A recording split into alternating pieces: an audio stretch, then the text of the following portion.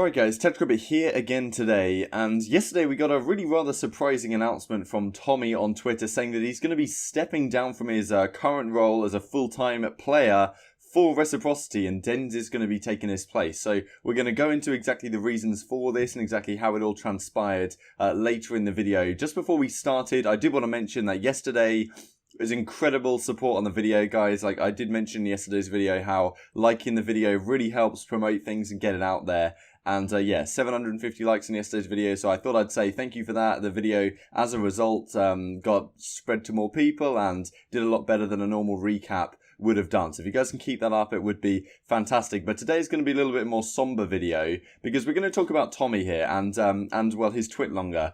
So yeah, let's just hop right into it here. Okay, I don't know how to say this, but so this is going to be extremely hard to write. So Tommey, of course, has been a player in the community for so many years at this point. He's a real veteran of the game. He's one of the oldest guys in the scene. He's been playing for ages. He's had, you know, competitive teams all the way back since, well, a very long time ago. His name's been in and around the agenda for ages. They had that fantastic McWilliam team back in Black Ops 3 with Swanee, Jerd and Madcat that did very well. Of course, he's been on Splice, made it to numerous grand finals. And yeah, so this is what he comes out with yesterday. It was a very surprising announcement, really, for a lot of people. So here we go, and maybe that is really the nature of mental health more generally, and I think we'll get into that in more detail after we go through this. So some of you may have noticed it, but more recently I've been struggling mentally for a while. I've always had it in general, but it's more recent weeks, it's the worst it's been. I can't put into words exactly how it feels or what it is, but it's horrible. It's nothing to do with the game, it's life overall and how I see myself, I guess. I won't go on for too long, but I wanted to let you know that I'm going to be taking a break from competing to give myself some time. I fully understand this may end up being the end for me playing. I hope it's not, and I hope I'm back sometime soon, but it's just not fair on my team to push it aside and continue any longer. I've been doing this pretty much every day since 2009, and I've loved every minute of it. I've had some of the best times of my life doing it, and I know it just doesn't make sense that I'm still not there mentally, even though I would have chosen this path every single time.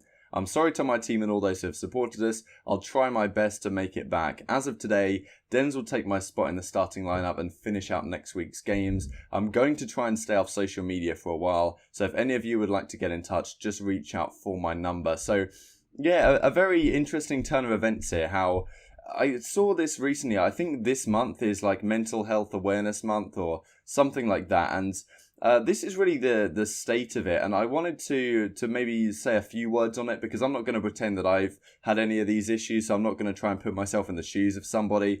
But I wanted to say it's just that's just the nature of the thing. How last week at the casino, Tommey seemed like he was his normal self. You know, he was telling the crowd like, what do we think of LG and all this stuff, and then obviously beneath the surface, he hasn't been feeling himself for a long time. And I feel like for men more generally this is an issue. Like women, of course, they suffer with mental health as well, but it's less stigmatized, I think, to talk about it for women. If you really go out and say publicly that you're having mental health issues as a man, it kind of, there is at least a social stigma in terms that it diminishes your manhood or you know, whatever you would say.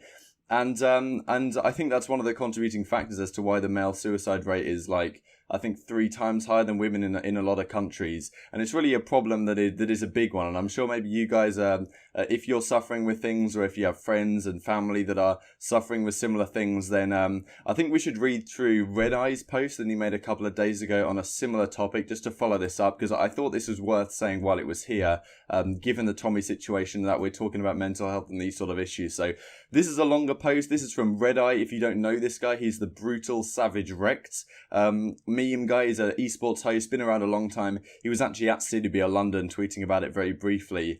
So this is what he says, and I think this may be helpful to those of you who may be suffering with things or have had issues, and I thought it's worth saying while the opportunity presents itself. So I found this very difficult to write, not because I'm ashamed, but because I want it to be sincere and honest, while also being very personal. I find talking about personal stuff very difficult, never mind doing it publicly, but I do feel strongly that I should share this with you in the hope that it helps even just one person. It will be worthwhile. I've suffered from mental illness for a very long time. Most these days it's okay, and I have great friends and family around me that I can trust and confide in when I'm going through a bad period, mentally speaking. One of the hardest parts for me to understand is this. My life is pretty amazing overall. I have relatively little to grumble about. Sure, I wish I was closer to family, but I'll understand and accept the sacrifice in order to do something that I absolutely love doing, esports. Imagine all of the things in your life you wish you were great and providing little stress, and that is my life. I'm comfortable, and yet I find myself going through periods of self-doubt, feeling helpless and unfulfilled, and then I'm not worthy of my position. Even though perhaps from the outside I can come across as arrogant, I struggle regularly with confidence. As I have learned the hard way, it doesn't matter what your life looks like or how comfortable you are, what a great job you have, what an amazing partner you have alongside you, chemicals in your brain don't care about these things, and bam, it hits you, depression, out of nowhere, hard to understand, predict and cope with. One of the other feelings I've had in the past was that no one else could possibly be going through this or even begin to understand how I was feeling. I learned over time in the hard way this is simply not true. Sure, it feels like it, but it really isn't the actual truth. The worst period of depression I suffered also led to anxiety and even worse, a feeling that everyone was out to get me. This would manifest itself in ways I'd never imagined. A friend doing a good deed obviously wants something from me. A family member wants to come over, must want to spy on me. A friend cracks a joke I'd normally find funny, must be trying to piss me off. Partner makes me my favourite dish, must want to poison me. The paranoia was out of control. Today I write this as someone who has accepted that my mental health is important and that I need to treat it like any other disease or illness. See people in the medical profession that can help when I need to and not be ashamed of it. Take the help offered from friends and family, and perhaps hardest of all for me, talk about it openly. I have friends and family members who are going through terrible mental issues right now. I try to be there for them even if there's little message now, and then asking if it's a little message now, and then asking if they need anything. I tried to help close friends get professional help they need to, but you can only do so much without the proper skills. But even I think these little things help. A simple message of support to the people in your life that you love and care about can do so much for someone struggling. Reach out to your friends and family and just tell them how much you mean to them. I want to say to those of you who struggle with mental illness in this week of awareness, you are not alone. Many people care about and love you. Ask for help. Lots of people come out of the other side. It does get better. Please do get help, even if you, like me, you don't think you need it. So I thought I would share that with you guys. I think it's relevant to the Tommey situation as it goes right now, and I'm sure all of us would like to wish Tommey the very best and hope he recovers soon, because of course we've seen in the past when Karma last season, it's not mental health related, but of course when he was dropped off that Optic team, he said, you know, will I ever be coming back to competing? Because a lot of players that take these kind of hiatuses, they don't make it back, and Tommey echoes a similar statement here, but I think maybe part of that is how he was feeling in the moment. I think that, as Red Eye says, these kind of bouts, they are likely to come and go.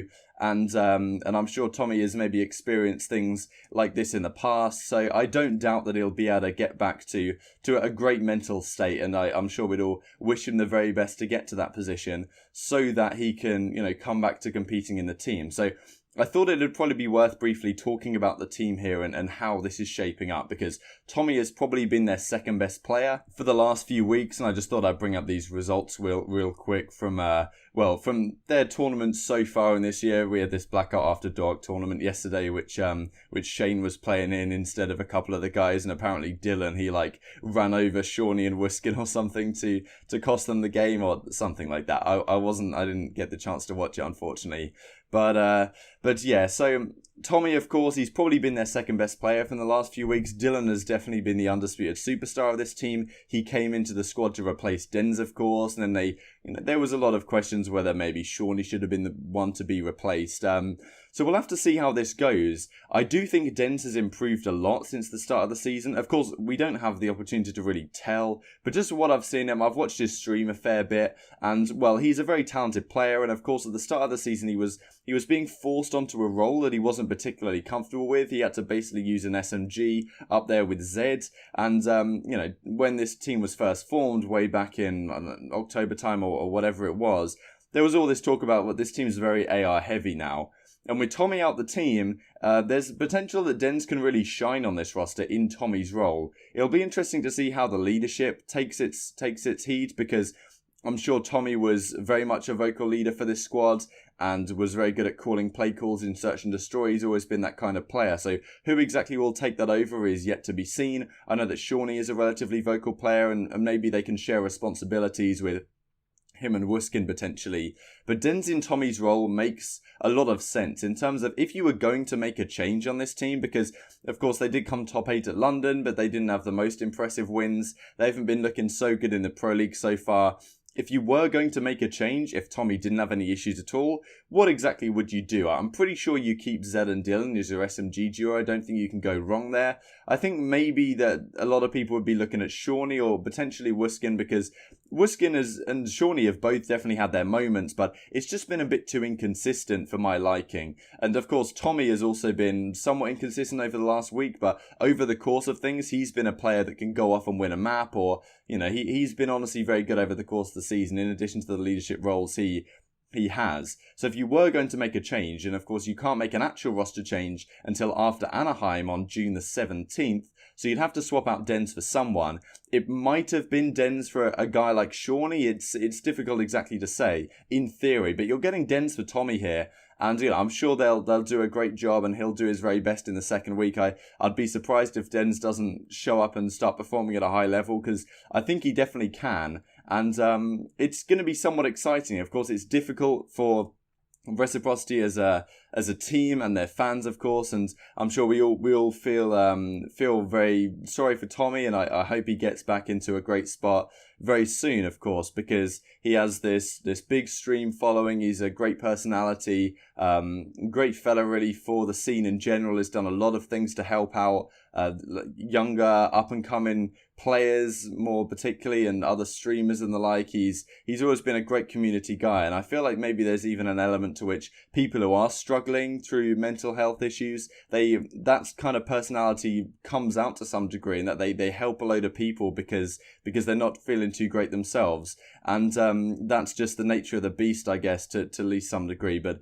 maybe I'm speculating here, but yeah, so I hope you guys would leave some comments below, or go and tweet at Tommey, or send him a message or something of support. Of course, his tweet does have a lot of replies, 921 at the current time. I haven't replied yet, but I did send him a message personally, so maybe he'll see it, maybe he won't, but yeah, in theory, it all helps, and I'm sure we're all very much behind Tommey getting better as soon as possible, because these sort of things aren't commonly talked about in esports more generally, and Call of Duty particularly. You know, we don't hear about too many of these things, even though I'm sure a lot of people are suffering with these things. But when you're a public figure, and you're in the public eye, and you've got 100,000 odd followers on Twitter, and there's a load of people rooting for your team, this is something very difficult to come out and say. And I'm sure a lot of other pros have experienced things like this in the past, and they've maybe kept it under the rug, or however exactly you'd say it. And you know, you've got to really respect Tommey for coming out and saying it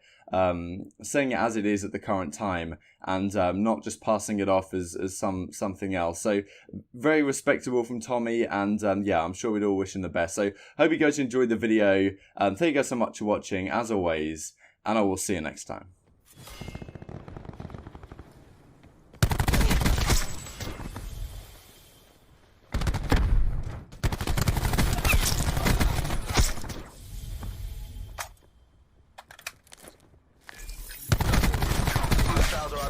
Keep up the pressure.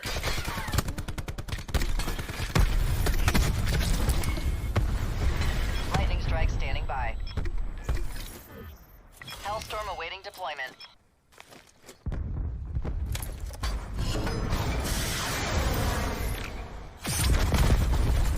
Hellstorm strike failure.